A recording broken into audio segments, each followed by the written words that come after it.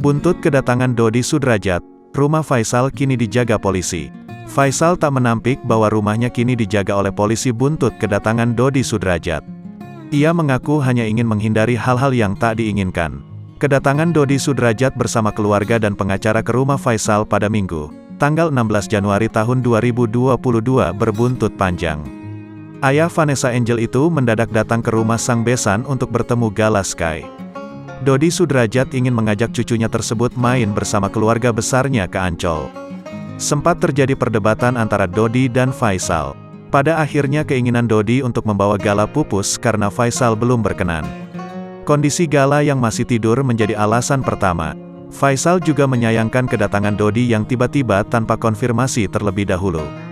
Mertua Vanessa Angel itu khawatir Gala rewel jika berada di lingkungan yang asing. Seusai kedatangan Dodi, rumah Faisal kini dijaga ketat oleh polisi.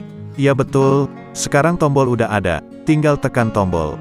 Maksudnya kalau saya butuh bantuan itu aman, orang udah siap, kata Faisal seperti dikutip tribunstyle.com dari YouTube Star Story, Selasa tanggal 18 Januari tahun 2022.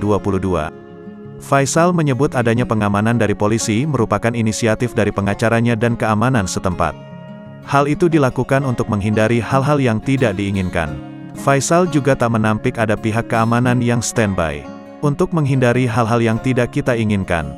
Kita kan enggak ingin ada kekacauan, kerusuhan, percekcokan karena mengganggu tetangga. Pengacara dan keamanan setempat, kalau ada apa-apa, supaya jangan terganggu lingkungannya. Ini kontak telepon saya, telepon saya. Yang standby ada, lanjutnya. Terkait lamanya penjagaan, Faisal mengaku tidak tahu.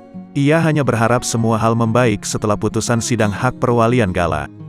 Penjagaan itu walau alam sampai kapannya, orang hukum yang lebih tahu kondisi dan situasi. Kita, sepertinya, sampai sidang. Kalau sudah selesai sidang, sudah putusan, insya Allah mudah-mudahan, penjagaan selesai, pungkas Faisal.